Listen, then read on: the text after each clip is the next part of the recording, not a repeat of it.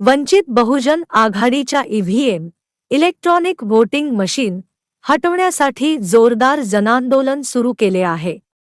कल्याण ग्रामीण विधानसभा क्षेत्राचे अधिकृत उमेदवार आयु. विकास इंगळे यांच्या मार्गदर्शनाखाली ही मोहीम राबवण्यात येत आहे. या मोहिमेत प्रमोद कांबे, गणेश पवार यांसह अनेक कार्यकर्त्यांचा सहभाग आहे. मोहिमेमध्ये स्थानिक नागरिकांच्या सह्या संकलित करून पारंपरिक मतपत्रिकाद्वारे निवडणुका घेण्याची मागणी केंद्र सरकारकडे करण्यात येणार आहे. ईव्हीएममुळे निवडणूक प्रक्रियेतील पारदर्शकतेवर प्रश्नचिन्ह उपस्थित झाले असल्याचा दावा करत वंचित बहुजन आघाडीने हे आंदोलन हाती घेतले आहे.